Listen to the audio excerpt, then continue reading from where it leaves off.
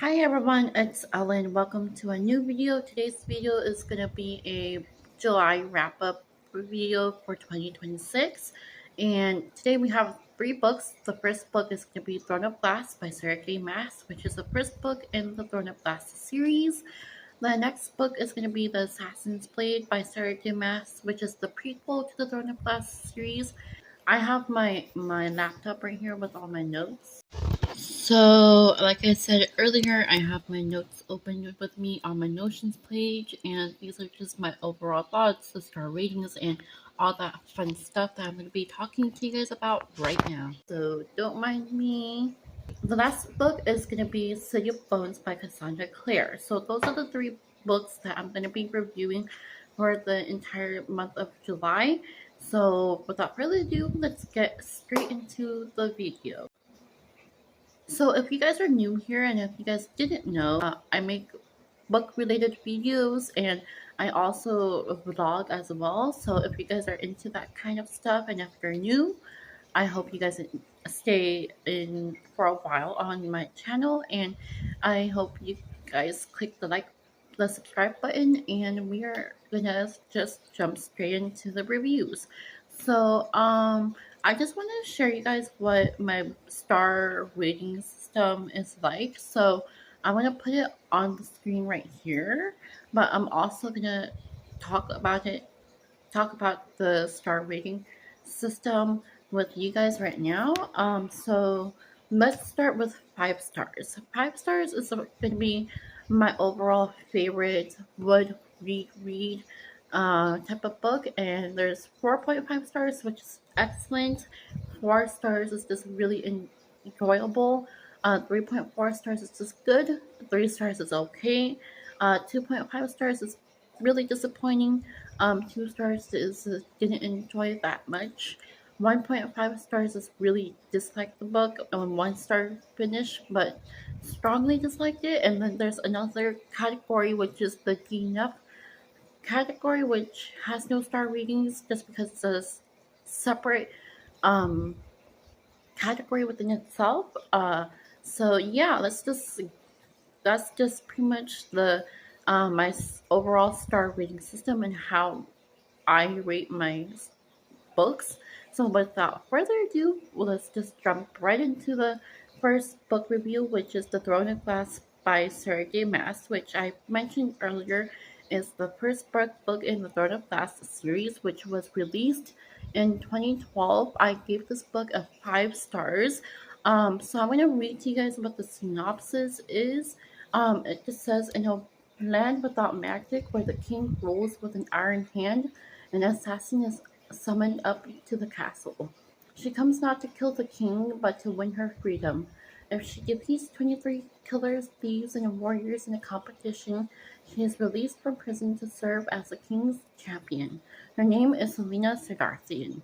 The crown prince will provoke her, the captain of the guard will protect her, but something evil dwells in the castle glass, and it's there to kill. When her competitors start dying one by one, Selena's fight for the freedom becomes a fight for survival.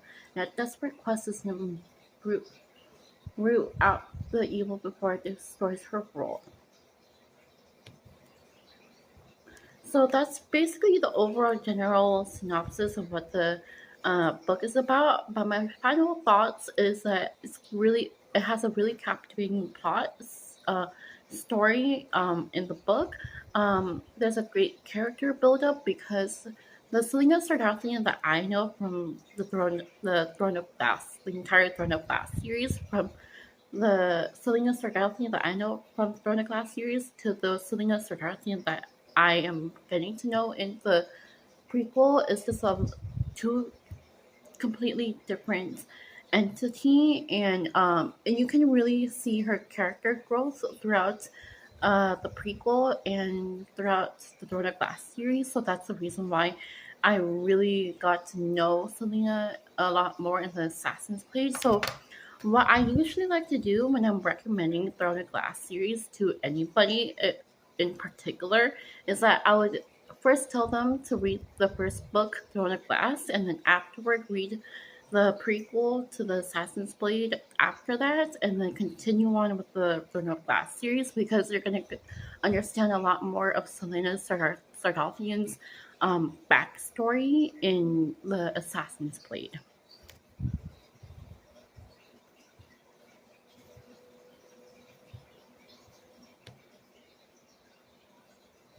Also, another factor that affects my 5-star rating for the Throne of Glass series is that it's really sorry, Sarah J Maas really just knows how to build her world, and really um, it really improves a lot, and you can really see the type of world that Sarah J Maas is building in the Throne of Glass series.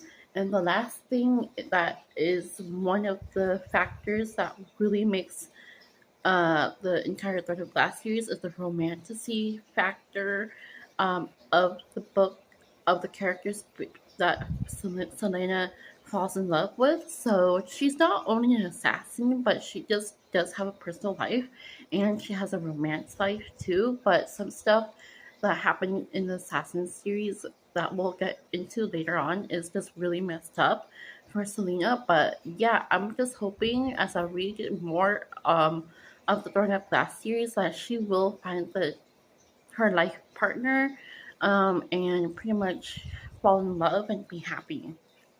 So speaking of the Assassin's Blade, we are gonna move on to the Assassin's Blade by Sarah J Maas.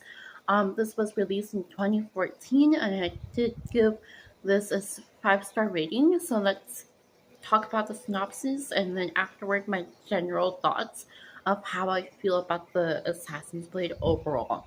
So it says, for the synopsis, Selena Sarathian is her kingdom's most feared assassin. Though she works for the powerful and ruthless Assassins Guild, Selena yields to no one and trusts only her fellow killer for hire Sam.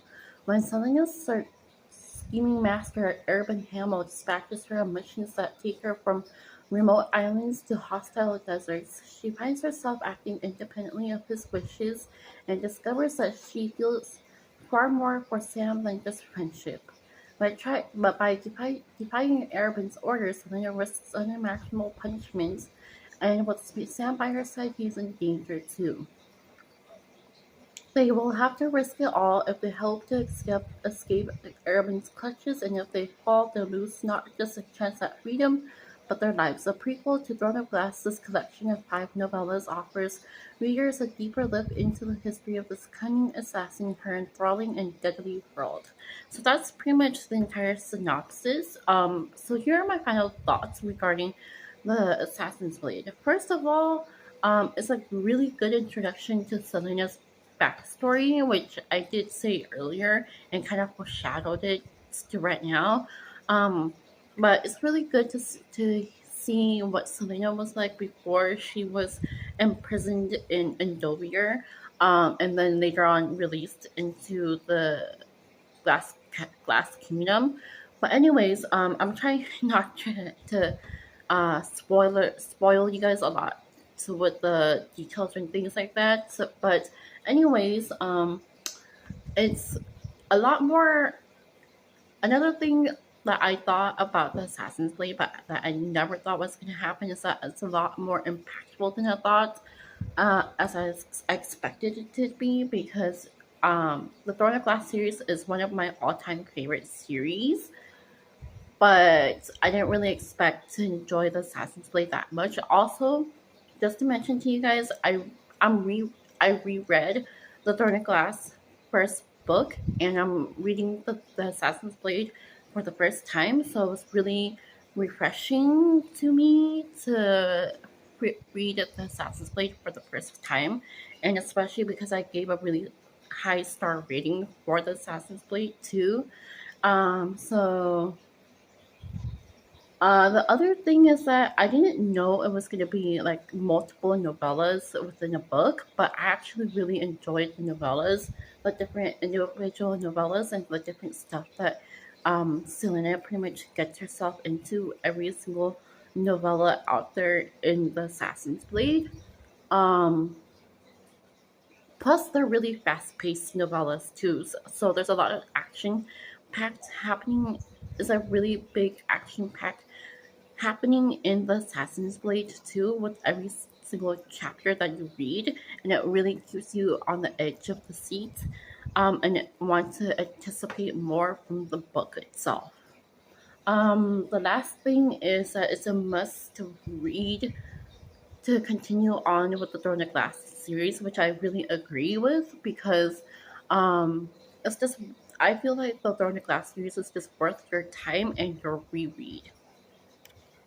Okay, so that's pretty much it for the Assassin's Blade. Now we're gonna move on to City of Bones by Cassandra Clare, which is the first book in the Mortal Instruments series out of the 6 books in the Shadowhunter world. It was released in 2007, and its star rate I give a star rating out of 4. So I'm reading from synopsis.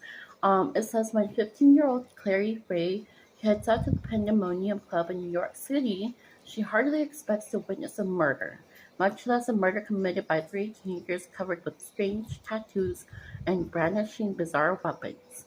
Then the body disappears into the thin air. It's hard to call the police when the murderers are invisible to everybody else and when there is nothing, not even a smear of blood to show that a boy has died, or was he a boy?